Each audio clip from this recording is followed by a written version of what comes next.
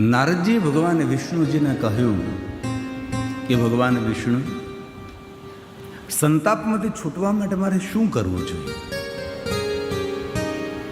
નારદજીને સંતાપ થયો ક્યાંથી? ક્રોધ કરવાથી. નારદજીને સંતાપ ક્યાંથી મળ્યો? તો કે શ્રાપ આપવાથી. જ્યારે આપણે બીજા માટે ખરાબ વિચારીએ છીએ ત્યારે એમનું તો ખરાબ થતું થાય, પણ આપણું તો ખરાબ થવાની શરૂઆત થઈ જાય છે. તેથી કથા સાંભળ્યા પછી આપણે સૌએ નિર્ણય લેવાનો છે. શત્રુઓ માટે પણ આપણો નબળો વિચાર નહીં હોવો જોઈએ. જે માણસો આપણો અહિત કર્યું છે, અહિત કરી રહ્યા છે, એમના માટે પણ હંમેશા આપણું શુભ ચિંતન હોવું જોઈએ. તો હંમેશા આપણું શુભ થાય અને આપણું મંગળ થાય. અને આ વાત ભગવાન વિષ્ણુજીએ નારદજીને કહી છે. નારદ, આપ તો કેટલા મોટા તપસ્વી છો, આપના તપનો મહિમા કોણ સમજી શકે? પરંતુ નારદ, અભિમાનયુક્ત બની તમે ભગવાન મહાદેવના ગણોનો અનાદર કર્યો, ક્રોધ કરીને તમે શ્રાપ આપ્યો છે. બીજાને શ્રાપ આપવાથી હંમેશા આપણા પુણ્યનો ક્ષય થાય. નારદ, થોડું દુઃખ સહન કરી લેવું જોઈએ. નારદ, બે ડગલા પાછળ હટી જવું જોઈએ. નારદ, પણ કોઈને શ્રાપ ના આપવો જોઈએ. અને જે માણસોએ આગળ જવું હોય તે માણસોએ બે ડગલા પાછળ પણ ચાલવું જોઈએ. કોઈ મોટી દોડ હોય તો પહેલાં તો પાછળ જવું પડે. આપણે ક્રિકેટ જોયું હોય, પહેલાં બોલરને બોલિંગ કરવાની હોય તો પહેલાં પાછળ ધીમે ધીમે હાલે, પછી દોડીને એ બોલ ફેંકે. જીવનમાં પણ એવું જ છે. અવસર, સમય, સંજોગો જોઈને ક્યારેક 5 ડગલા પાછળ પણ ફરવું જોઈએ. તેથી ભગવાન વિષ્ણુએ કહ્યું કે નારદજી, થોડું મૌન દેવું, થોડું સહન કરી લેવું, પણ શ્રાપ શા માટે? ભગવાન, મને માર્ગદર્શન કરો. ત્યારે કથામાં આપણે કાલે સાંભળ્યું કે ભગવાન વિષ્ણુજીએ નારદજીને કહ્યું કે સંતાપમાંથી છૂટવા માટે પહેલાં તો ભાલમાં ભસ્મનું ત્રિપુંડ કરો. તમારું ચિત્ત, મન વૈરાગ્ય તરફ પ્રયાણ કરશે. ત્યારબાદ ઓમ નમઃ શિવાય મંત્રનો જાપ કરો. નારદજી, તમને શાંતિની અનુભૂતિ થશે. હે નારદજી, તમે રુદ્રાક્ષને ધારણ કરો. તાપત્રય હરમ, જેના ભાલમાં ભસ્મનું ત્રિપુંડ હોય, જેના મુખમાં શિવનામ હોય, જેના કંઠમાં રુદ્રાક્ષ હોય, એ મનુષ્ય સંતાપમાંથી મુક્ત રહે છે. હે નારદ, તમે શ્રાપ આપ્યો, તમારું પુણ્ય જતું રહ્યું છે. ફરી પાછું પુણ્ય મેળવવા માટે હું તમને 3 માર્ગો દેખાડું છું, જ્યાં તમને આનંદ નહીં, પરમ આનંદની અનુભૂતિ થશે. હવે ભગવાન વિષ્ણુજી બીજા 3 માર્ગો દેખાડે છે અને સુંદર ભગવાન વિષ્ણુજી નારદજીને માર્ગદર્શન કરે છે. અને એક શ્લોકમાં 3 વાત કરી છે. નારદજી, હવે તમે શ્રાપ આપ્યું, તમારું પુણ્ય તો જતું રહ્યું છે. તેથી ફરી પુણ્ય મેળવવા માટે આપ મારી વાત ધ્યાનપૂર્વક સાંભળો. અને ભગવાન વિષ્ણુ બોલે છે અને નારદજીને કહે છે,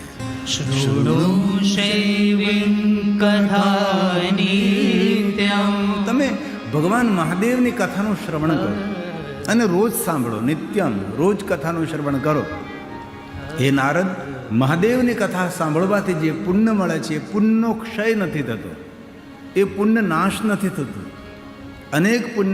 અનેક સત્કર્મો કરવાથી પુણ્યની પ્રાપ્તિ થાય છે, પણ એ પુણ્ય કાલક્રમે આપણા પાપ કર્મને કારણે એ પુણ્યનો ક્ષય થતો હોય, એ પુણ્ય નાશ પામતો હોય છે. પણ હે નારદ, જે મહાદેવની કથાનું શ્રવણ કરે છે અને શંકર ભગવાનની કથાનું સાંભળવાનું જે ફળ મળે, જે પુણ્ય મળે છે, એ પુણ્યનો ક્ષય નથી થતો. તેથી તમે મહાદેવની કથા સાંભળો અને મહાદેવની કથાનું શ્રવણ કર્યા બાદ એ કથાનું મનન કરજો અને મહાદેવના ભક્તોના સંગમાં રહી અને મહાદેવના ભક્તોની સેવા કરજો. તમે શિવ ભક્તોના સંગમાં રહેજો. નારદજી, ભગવાન વિષ્ણુ બોલે છે કે નારદ, તમે મહાદેવની કથાનું શ્રવણ કરો, તમે કથા સાંભળો. ભગવાન સ્વયં બોલે, શ્રી હરિ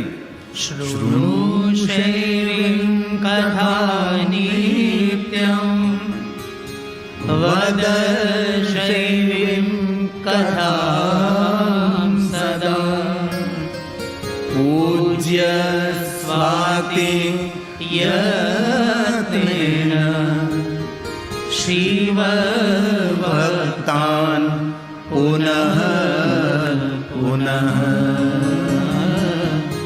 શિવ ભક્તાન પુનઃ પુનઃ. મહાદેવના ભક્તોના સંગમાં રહી અને મહાદેવના ભક્તોની સેવા કરજો. મહાદેવના ભક્તોની સેવા કરવાથી મહાદેવની સેવા કરવાનું ફળ મળે છે. આપણો તો અહીંયા ગુજરાતમાં તો ઠીક છે, બાકી ગુજરાત બહાર ઘણીવાર પંજાબ તરફ અમે જઈએ તો ઘણા માણસો એવા હોય છે કે જે કથા સાંભળવા આવે શ્રોતાઓ તેના બૂટ ચપ્પલની સેવા કરે. કેટલા એવા મોટા મોટા માણસ, સારા સારા માણસો બૂટ ચપ્પલ સંભાળે અને તેમના બૂટ ચપ્પલ સારી જગ્યાએ મૂકી દે, એમનું ટોકન આપી દે અને પછી જ્યારે કથા પૂર્ણ થયા પછી આપે નંબર એટલે એના ચપ્પલ ગોતીને પાછા આપે. આવી સેવા કરનારા માણસો છે. આ સેવાનું બહુ જ પુણ્ય મળે છે. ઘણા સમય પહેલાં અમારે છોટા ઉદયપુરમાં કથા હતી. આખું એક યુવાનોનું ગ્રુપ, આટલું મોટું યુવાનોનું એક મંડળ હતું, યુવા મંડળ, એમને આ સેવા સ્વીકારી હતી.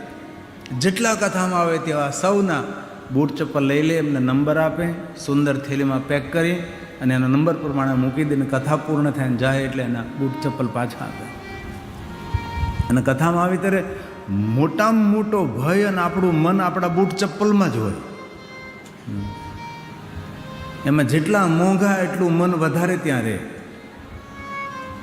ઠહરિયા પહેરીને આવ્યા તો કંઈ વાંધો ન આવે. આવી સેવા કરવી. આપણું ભગવાન મહાદેવની કથા નિમિત્તે જે ભોજન પ્રસાદની વ્યવસ્થા છે એમાં કેટલા બહેનો બધી સેવા કરે છે. આ જો તમે જુઓ, આ લગભગ છોટા ઉદયપુરનું જ છે.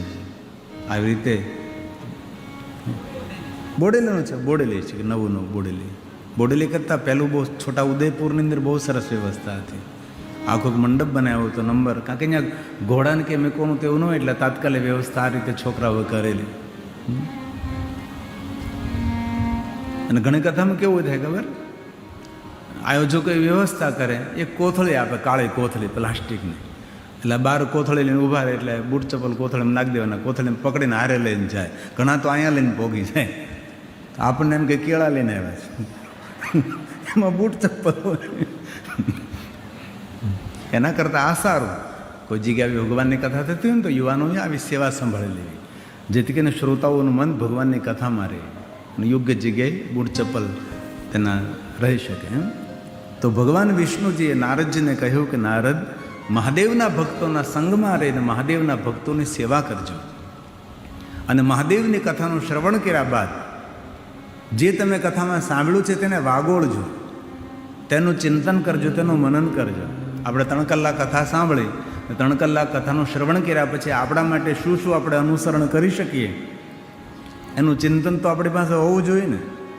આ 3 કલાક કથા સાંભળે તો કે બધું તો યાદ નથી રહેવાનું, પણ કોઈ કોઈ કથાની વાતો એવી હોય કે આપણા જીવનમાં બહુ ઉપયોગી હોય છે. આપણા જીવનમાં એ વાતને વણી લઈએ તો આપણું જીવન બદલી જાય, જીવન પરિવર્તન થઈ જાય.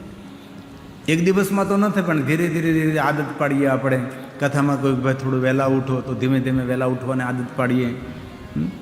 કથામાં કહ્યું કે ભાઈ થોડુંક વધારે પાણી પીતા રહો, ભોજન ઓછું કરો, પાણી વધારે પીવો તો આપણે ભોજન થોડું ઓછું કરીએ અને પાણી પીવા ઉપર થોડું ધ્યાન આપીએ, કારણ કે શરીરને ભોજન પહેલાં વધારે પાણીની જરૂર છે.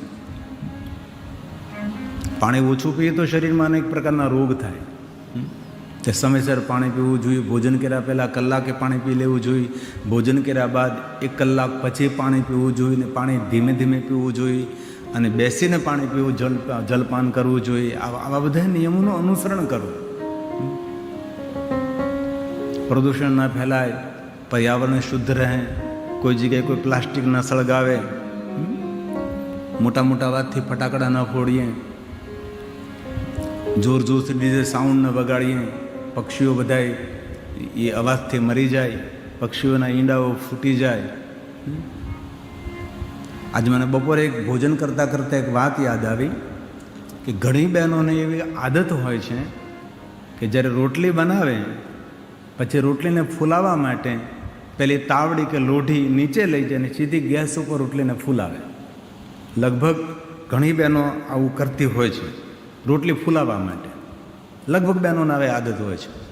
પહેલાં તાવડી ઉપર કે લોઢી ઉપર આમ રોટલી આમ બરાબર પાકી જાય પછી સીપીએથી પકડે, ઊંદરડું પકડે એમ, અને પછી તાવડી લઈ લે આમ, અને પછી ડાયરેક્ટ ગેસ ઉપર આમ રોટલીને ફૂલાવે.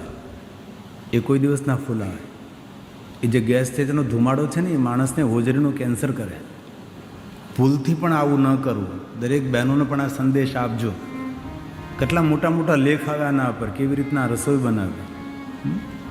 જગભગ બહેનો આવું બધું કરતી હોય. અગ્નિ ઉપર બરાબર છે, આપણે ચૂલો હોય ને દેતવા થયો હોય એની અંદર તમે રોટલી ફૂલાવો વસ્તુ અલગ છે. બાકી ગેસ ઉપર જ્યારે તમે રોટલી મૂકો ત્યારે ગેસનો એક ધુમાડો હોય છે, એમાં ભયંકર ઝેર હોય છે, અને એ બધું રોટલી સાથે લાગી જાય ને આપણે પેટમાં જતું હોય. અને આપણે કોઈ પણ વ્યસન ન હોય, આપણે ન તમાકુ ખાતા હોય, ન કાંઈ બીજું આડું કાંઈ કરતા હોય, તો પણ માણસોને પેટના કેન્સરો થાય. તેનું કારણ કયું છે? કારણ એ છે એ ગેસનો ધુમાડો. પછી સફેદ ગોળ ભૂલથી ન ખાવો. વ્હાઇટ ગોળમાં પોઈઝન હોય છે. દેશી ગોળ, કાળો ગોળ, કોઈ પણ કેમિકલ મિશ્રિત ન કર્યું હોય. હમણાં અમારો એક કાર્યક્રમ હતો, અમારી બાજુમાં કૃષ્ણગઢ ગામ છે, અમારે ડૉક્ટર સંજયભાઈ ત્યાં આપણા ગુજરાતના રાજ્યપાલ શ્રી આવ્યા હતા, દેવવ્રત સાહેબ આચાર્યશ્રી. તો એમને પ્રાકૃતિક ખેતી ઉપર ખૂબ મોટું પ્રવચન આપ્યું હતું. ઓર્ગેનિક ખેતી નહીં, પ્રાકૃતિક, જે તેની રીતે થાય, કોઈ તેની માવજત કરવામાં ના આવે ને એની રીતે થાય. એ દેવવ્રત સાહેબે બહુ સુંદર સૌને ખેડૂતોને માર્ગદર્શન આપ્યું હતું. અને આ ડૉક્ટર સંજય અમારા ખાસ મિત્ર છે, અમદાવાદ રહે છે, તેનું ગામ કૃષ્ણગઢ છે, અને બહુ ક્રાંતિકારી વિચારવાળો માણસ, અને બહુ અતિ ભણેલા માણસ છે. ક્લાસ 1 ઓફિસર, નોકરી મળી ગઈ હતી પણ નોકરી છોડી દીધી, અને ખૂબ સારો બિઝનેસ કરે છે. એ ગામના વિકાસ માટે આ ડૉક્ટર સંજયભાઈ પટેલે 25 કરોડ રૂપિયાનું યોગદાન આપ્યું.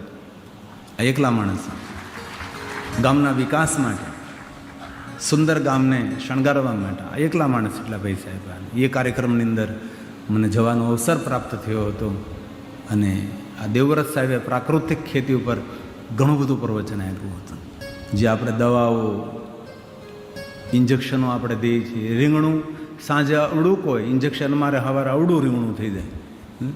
કેટલા મોટા મોટા રીંગણ, આ બધું આપણે નુકસાન કરે છે. તેથી ઓર્ગેનિક ખેતી, પ્રાકૃતિક ખેતી ઉપર આપણે ભાર આપીએ. થોડું ઓછું થાય શાકભાજી, પણ સૌ માટે લાભકારક હોય. દરેક માટે શાકભાજી ઔષધિ બને. એવા પ્રયાસો આપણે સૌ કરશું તો. બાકી તો ધીરે ધીરે ધીરે પ્રજા નષ્ટ થઈ જશે. ધીમે ધીમે આયુષ્ય ઓછી થઈ જશે, માણસોની સંખ્યા ઓછી થવા લાગશે. તેથી દરેક માણસે આ વસ્તુ ઉપર ખૂબ ધ્યાન આપવું જોઈએ. તો તેનું મનન કરવું, ચિંતન કરવું કે ભાઈ કથા 3 કલાક સાંભળ્યો, આપણે શું સાંભળ્યું, શું આપણે અનુસરણ કરી શકીએ, લોકોને કઈ કઈ પ્રેરણાઓ આપણે આપી શકીએ. આવી બધી વસ્તુ યાદ રાખી લોકોને સંદેશ ફેલાવે. કથાનું ચિંતન કરવું, કથાનું મનન કરવું, અને કથા સાંભળવી એ પહેલી ભક્તિ છે. કોઈ એમ કહે કે જપ, તપ, સાધના, અનુષ્ઠાન, ઉપાસના, પૂજા, અર્ચન, તીર્થ, યાત્રા, યજ્ઞ, યાગાદિ જરૂર, એ બધું જ કરવું જરૂરી છે. પણ તેના કરતાં પહેલાં ભગવાનની કથા સાંભળવી. કોઈ મનુષ્ય એમ કહે કે મારે ભક્તિ માર્ગમાં પ્રવેશ કરવો છે તો શું કરવું જોઈએ? તો એને આદરપૂર્વક કહેવું જોઈએ કે તમે ભગવાનની કથાનું શ્રવણ કરો. ભગવાનની કથા સાંભળવાથી આપણા હૃદયમાં ભગવાનની ભક્તિનું બીજ અંકુરિત થાય, અને ધીરે ધીરે ભગવાન તરફ આપણો પ્રેમ વધે, ભગવાન તરફ ભક્તિ વધે, સત્કર્મો કરવા માટે આપણું મન પ્રેરિત થાય. તેથી આપણી નવધા ભક્તિમાં પહેલી ભક્તિ એ કથા સાંભળવી, કથા શ્રવણ કરવું. આ ભગવાન વ્યાસજી બોલે છે, શ્રોત્રેણ શ્રવણમ તસ્ય વચસા કીર્તનમ તથા. વાણીથી કીર્તન કરવું, કાનથી કથાનું શ્રવણ કરવું, અને વાણીથી કીર્તન કરવું. કીર્તન એટલે તમે કડતાલ લઈને બેસી જાઓ, એ તો કીર્તન છે જ, પણ ભગવાનનું નામ લઈએ એ પણ કીર્તન છે. અને કોઈના માટે સારું બોલીએ એ પણ કીર્તન જ છે. ભલે કોઈ સાથે આપણે મન દુઃખ થઈ હોય, દુશ્મનાવટ થઈ હોય, તેના માટે પણ શુભ વચન બોલીએ એ પણ કીર્તન તો છે જ.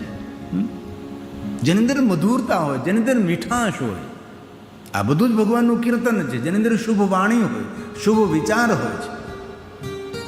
તેથી પહેલી ભક્તિ છે ભગવાનની કથાનું શ્રવણ કરવું, બીજી ભક્તિ કીર્તન કરવું, અને પછી મનન કરવું. આ સાધન નથી, આ તો મહાસાધન છે.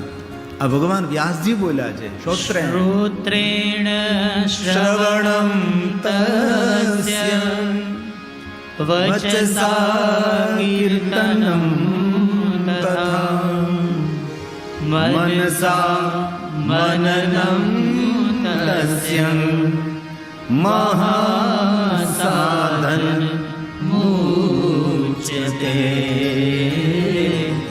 મહાસાધન મુચ્યતે. ભગવાનની કથા સાંભળવી. તેથી ઋષિમુનિઓ નિરંતર ભગવાનને કહે કે હે દેવતાઓ, એવો અવસર આપો કે અમને સુંદર સુંદર ભગવત કથાઓ સાંભળવાનો અવસર મળે. કોઈની દિવાલ ઉપર સુંદર સૂત્ર લખેલું હોય તો એ સૂત્ર પણ માનવ માટે પ્રેરણા બની જાય છે. ભદ્રમ કર્ણેભિઃ શૃણુયામ દેવા. ભગવાન, હે દેવતાઓ, અમારા સૌ ઉપર કૃપા કરો. અમને કોઈ દિવસ અભદ્ર સાંભળવા ન મળે. અમને ભદ્ર ભદ્ર શ્રેષ્ઠ શ્રેષ્ઠ વાતો સાંભળવા મળે. અને જીવન માર્ગમાં કોઈ મળે ને તો તને બે સારી વાતો સંભળાવે. કોઈની ગંદી વાત હોય, કોઈની ગંદી વાતની અફવા ફેલાતી, એવી વાત કોઈને નહીં પહોંચાડે. અને તમારા મોબાઈલમાં એવો કોઈ સંદેશ આવે ને તો ત્યાં ડિલીટ કરી નાખો. એ ફોરવર્ડ કરવાની જરૂર નથી. સારી વસ્તુનું વાવેતર કરો તો સારું ઉગશે સમાજની અંદર. તેથી સારી વાતો કરો, હંમેશા સારા વિચારો કરો, સારા સંદેશ ફેલાવો. અમારે જૂના અખાડા આચાર્ય શ્રી અવધેશાનંદ ગિરિજી એમ કહેતા હતા કે સારી પ્રવૃત્તિ જ્યારે અખબારમાં પહેલા પાને જ્યારે ચમકતી થશે ત્યારે લોકોને સારા કાર્યો કરવા માટે પ્રેરિત થશે. કેટલી સુંદર વાત છે. બાકી આપણે આમ ખોલીએ તો આમ પહેલા પાને હોય, આપણે નહીં સાંભળવા જેવા સમાચાર. સારી પ્રવૃત્તિ નાનકડા ખૂણામાં હોય એવું નહીં. સારી વાતોને દૂર દૂર સુધી ફેલાવી.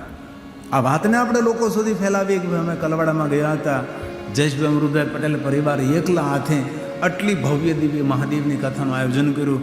કોઈ બહુ મોટો ધનપતિ મળે તો એને પણ કહીએ કે જો તું કાંઈ કરી શકે છે.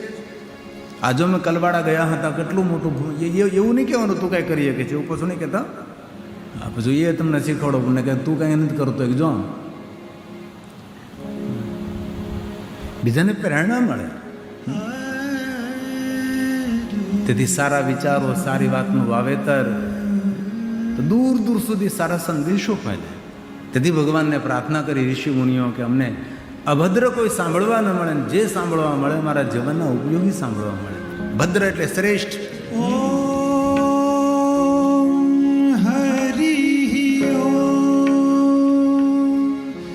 ભદ્રમ કર્ણેભિઃ શૃણુયામ દેવા ભદ્રં પશ્યેમાક્ષભિર્જત્રા સ્થિરૈરङ्गैस्तुष्टुवापुંસસ્તનો વીર્યશેમહિ દેવહિतं જદાયુ. હરિ ભગવાન વિષ્ણુજી નારદને કહે છે, નારદ, તમે મહાદેવની કથાનું શ્રવણ કરો અને મહાદેવની ખૂબ ભક્તિ કરો. નારદજી, તમારું સર્વ રીતે કલ્યાણ થશે. અને જે ભગવાન મહાદેવની ભક્તિ કરે છે, મહાદેવને યાદ કરે, તે જન્મ ભાજ ખલો, તેનો જન્મ લેવો સફળ છે. પછી કોઈ પણ જાતિના હોય, કોઈ પણ જ્ઞાતિના હોય, કોઈ પણ વર્ણના હોય, કોઈ પણ દેશના હોય, કોઈ પણ દેશના હોય, જે મનુષ્ય મહાદેવની ભક્તિ કરે છે એ મનુષ્યનું જીવન સફળ છે. અને જીવનમાં અડચણો તો આવે જ. દરેકના જીવનમાં કોઈને કોઈ રૂકાવટ આવે, કોઈને કોઈ દુઃખ આવે, આવતું જ રહે છે. પણ જેની પાસે ભગવાનની ભક્તિ હોય છે તેના દુઃખો ધીરે ધીરે પાર થઈ જાય છે. ભગવાન આપણને દુઃખ સહન કરવાની પણ શક્તિ આપે. ભગવાન અવરોધ વિરોધને પાર કરવાની પણ ભગવાન આપણને શક્તિ આપે. તેથી ભગવાનનું ભજન ખૂબ કરવું. હાલતા ચાલતા, બેસતા, ઉઠતા, ખાતા, પીતા, ઊંઘતા, જાગતા આપણે જીવવા પર ભગવાન મહાદેવનું નામ રહેવું જોઈએ. આપણા ચિંતનમાં ભગવાન મહાદેવ રહેવા જોઈએ. આપણા ચિંતનમાં સૌ માટે કલ્યાણનો ભાવ રહેવો જોઈએ. જીવ માત્રનું કલ્યાણ થાય એવો હંમેશા ભાવ રાખો. એનો જન્મ લેવો સફળ છે. તેથી ભગવાન વ્યાસ બોલ્યા, તે જન્મ ભાજ તે જન્મવાજ ખલુ જીવલોકે. જે લોકમાં આપણે રહીએ છીએ લોકનું નામ છે જીવલોક. અહીંયા બધા જીવો રહે છે. અને જીવલોકનો કોઈ ભગવાન હોય તો ભગવાન શિવ છે. ભગવાન મહાદેવ ક્યાં રહે છે? કૈલાસમાં. કૈલાસ ક્યાં આવ્યો? મૃત્યુલોકમાં. અને આપણે સૌ મૃત્યુલોકમાં નિવાસ કરીએ છીએ. તેથી આપણા લોકમાં રહેનારા કોઈ દેવ હોય તો મહાદેવ છે. શંકરમ લોક શંકરમ, આપણા લોકની અંદર દેવ રહેનાર, આપણી બહુ જ નજીક રહેનાર ભગવાન મહાદેવ છે. તેથી ખૂબ શિવજીનું ભજન કરવું જોઈએ, મહાદેવને ખૂબ યાદ કરવા જોઈએ. તેથી ભગવાને એમ કહ્યું કે એનો જન્મ લેવો સફળ છે જે મહાદેવનું ભજન કરે છે, જે મહાદેવને યાદ કરે છે, ભગવાન શિવનું જે ધ્યાન કરે છે, એમનું પૂજન કરે છે, અર્ચન કરે છે, ભગવાન મહાદેવની કથાનું શ્રવણ કરે છે, એ જન્મને સફળ છે. આવું ભગવાને વચન આપ્યું આપણને. ભગવાન વ્યાસ બોલ્યા છે તે જન્મ વાજ ખલુ જીવલોકે વૈ સદા ધ્યાયન્તિ વિશ્વનાથમ. વિશ્વનાથ ભગવાન મહાદેવનું જે ધ્યાન કરે છે, અને વાસ્તવમાં જોયું તો ભગવાન શિવની પરંપરા તો ધ્યાન પરંપરા છે.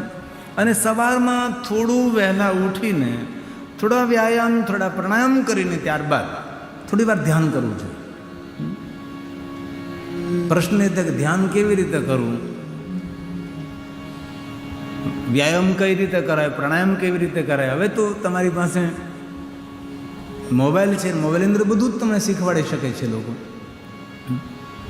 પ્રાણાયામ કેવી રીતે કરાય, વ્યાયામ કેવી રીતે કરાય, શું કરવું જોઈએ સવારમાં વહેલા ઉઠીને.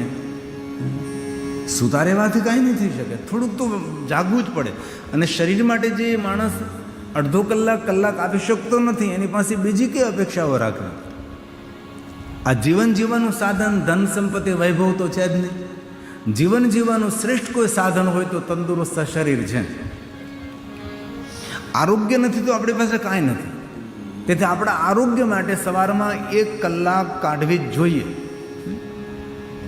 સવારમાં કેટલી સુંદર સુંદર મીઠી મીઠી ઠંડી ઠંડી હવા હોય.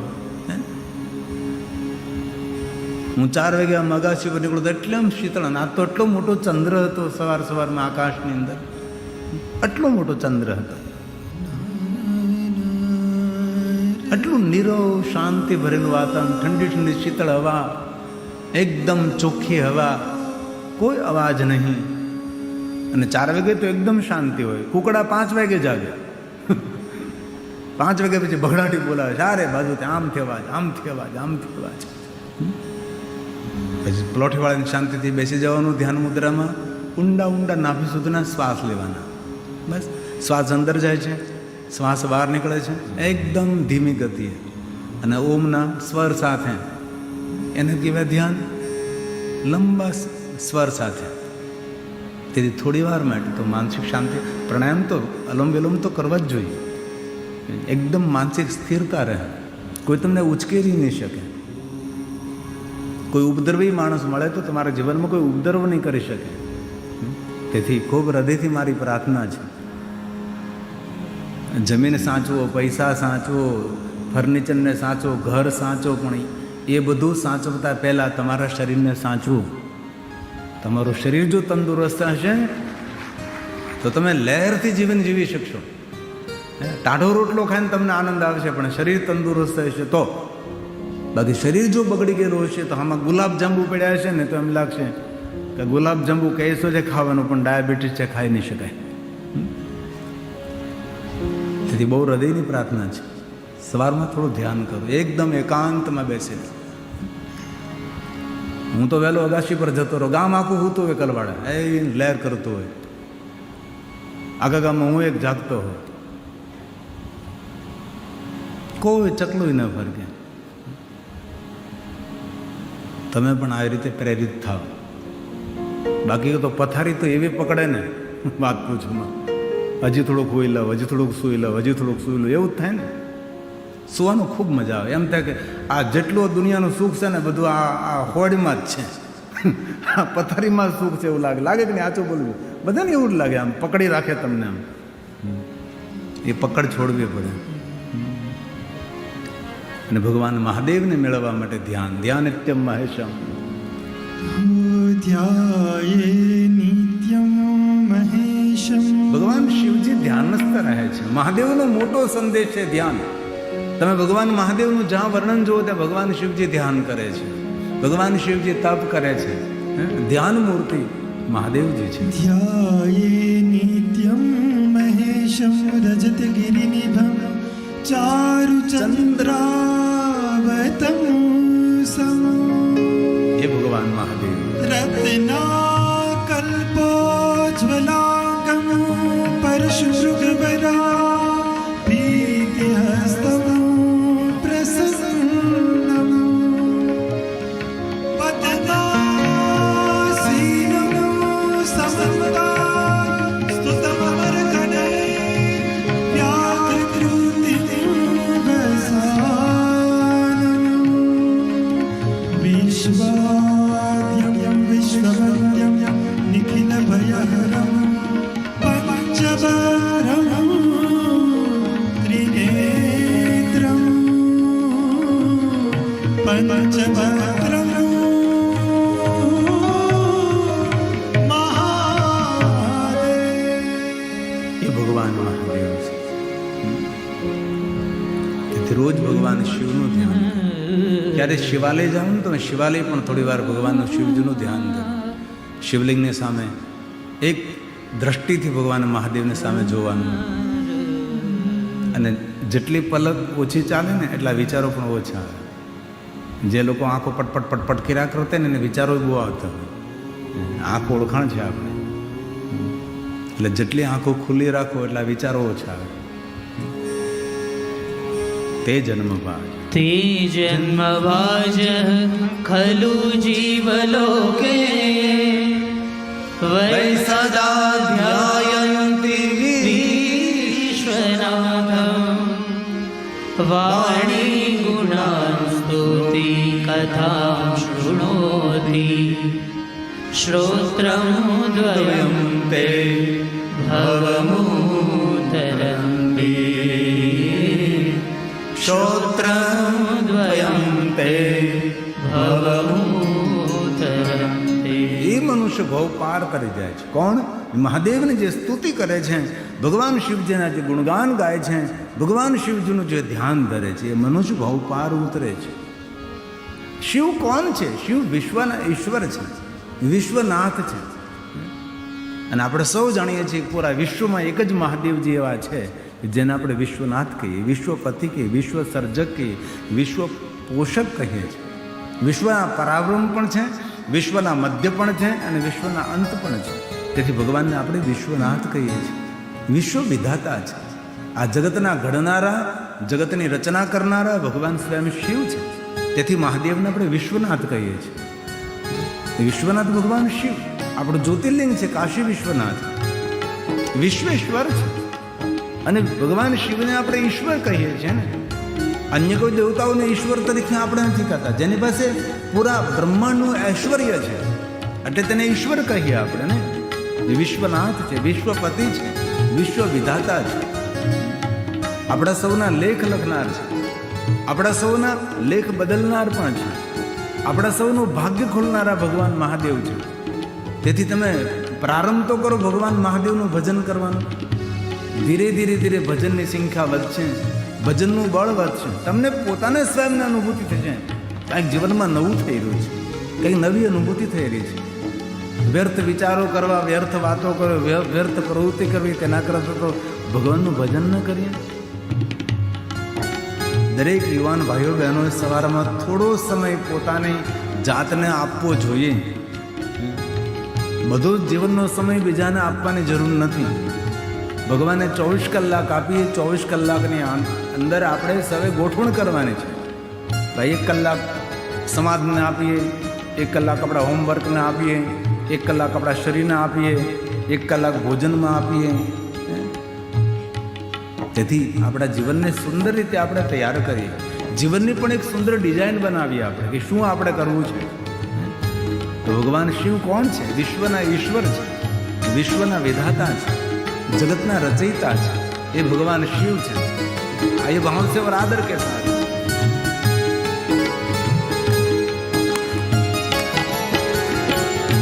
विश्व विधाता हे जगदाता, विश्व विधाता हे जगदाता, कल्याण करो महादेव,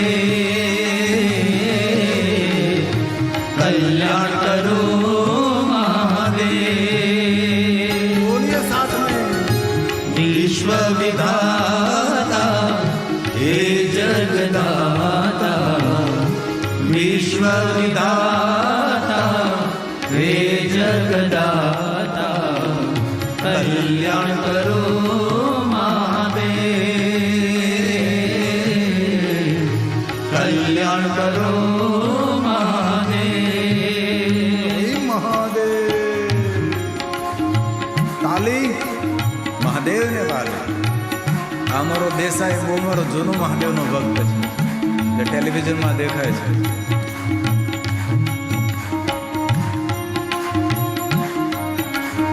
હે મહાદેવ, હે મહાદેવ, હે મહાદેવ, હે મહાદેવ.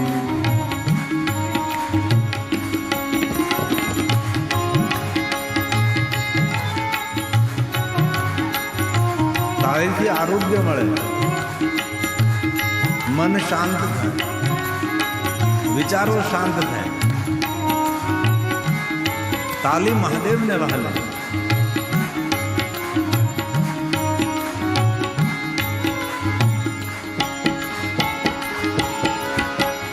विश्वना ईश्वर शिव महादेवा विश्वना ईश्वर शिव महादेवा दया करो शिव हे आदिदेवा दया करो शिव हे आदिदेवा धर्म दुरंतर जगत उदाहरण धर्म दुरंधर जगत उदाहरण कल्याण करो महादेव कल्याण करो महादेव विश्व विधाता हे जगदाता विश्व विधाता हे जगदाता कल्याण करो महादेव कल्याण करो महादेव. હે મહાદેવ. દિલ से याद करें महादेव को, जीवन में कोई फरियाद नहीं रहे.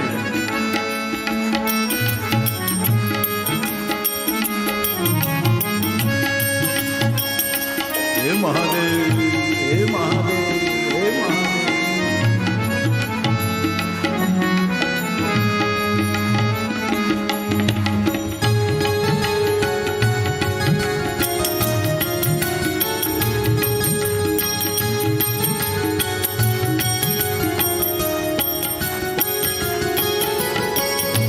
बिल्वा पत्र चढ़े चढ़े जल की धारा बिल्वा पत्र चढ़े चढ़े जल की धारा पुष्प चढ़े शिव ने गंगा की धारा पुष्प चढ़े शिव ने गंगा की धारा हे मृत्युंजय हे त्रिलोचन हे मृत्युंजय हे त्रिलोचन कल्याण करो महादेव कल्याण करो महादेव. विश्व विधाता हे जगदाता विश्व विधाता हे जगदाता कल्याण करो महादेव कल्याण करो महादेव.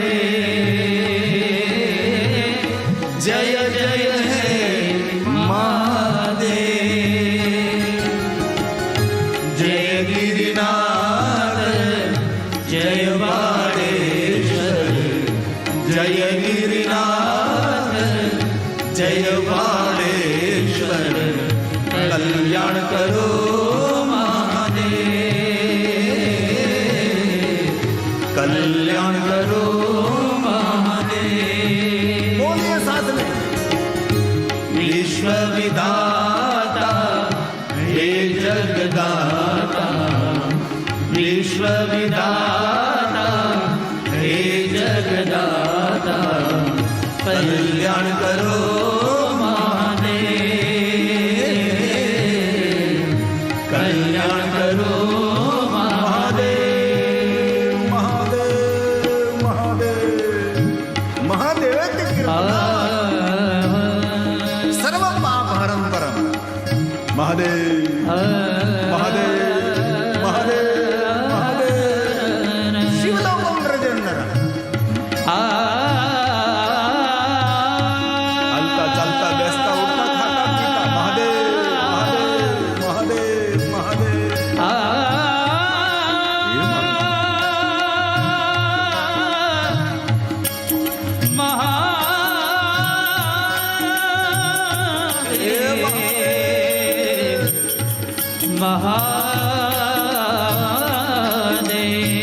શાબાશ. विश्वनाथ मम नाथ पुरारी પાર્વતી બોલી પાર્વતી મહાદેવને કહે કે મહાદેવ હું કેટલી ભાગ્યવાન છું કે જે વિશ્વનો નાથ છે મારો નાથ છે, જે વિશ્વનો પતિ છે એ મારો પતિ છે. હે? જીવન તો ત્યારે સફળ કહેવાય જ્યારે પત્ની તમારી પ્રશંસા કરે, કોઈ દી કરે જ નહીં. તમને કાંઈ ખબર નથી પડતી આમ જ બોલે. આ મહાદેવનું જીવન કેટલું ઉજ્જવળ હશે એ સ્વયં તેના ધર્મપત્ની પાર્વતીજી શંકર ભગવાનની પ્રશંસા કરે છે. શું કહે છે? विश्वनाथ હે મહાદેવ હે મહાદેવ नाथ पुरारी હર હર મહાદેવ नाथ पुरारी હે મહાદેવ त्रिभुवन विदित महिमा तुम्हारी ત્રિભુવનમાં જેમની મહિમા એવા મારા મહાદેવ છે. त्रिभुवन विदित હે મહાદેવ હે મહાદેવ महिमा तुम्हारी હે મહાદેવ હે મહાદેવ હે મહાદેવ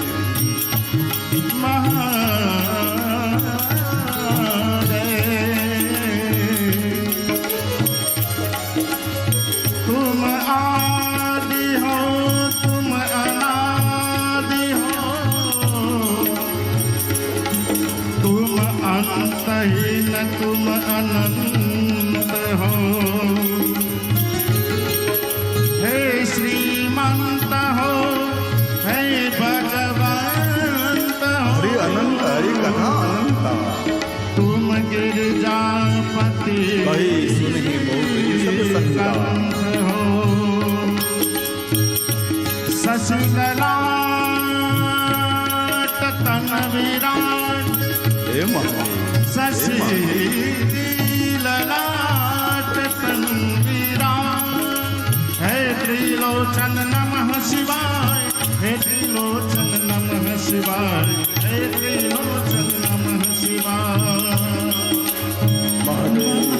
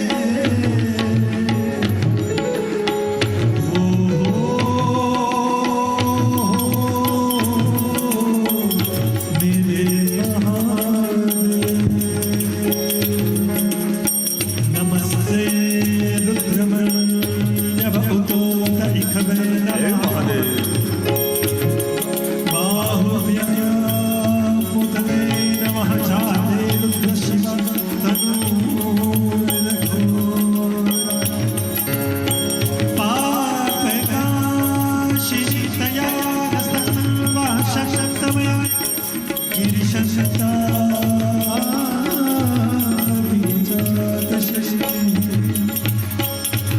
जीने लो में महादेव बसे दूजा कौन सनाए धागा हो तो तोड़ दियो प्रीतन तोड़ जाए प्रीतन तोड़ जाए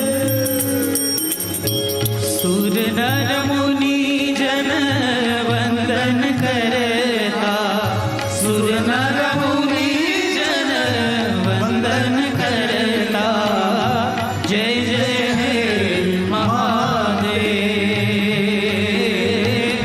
जय जय हे महादेव जय गिरिनाथ जय बाणेश्वर जय गिरिनाथ जय बाणेश्वर कल्याण करो महादेव कल्याण करो महादेव विश्वविदाता हे जगदाता विश्वविदाता हे जगदाता कल्याण करो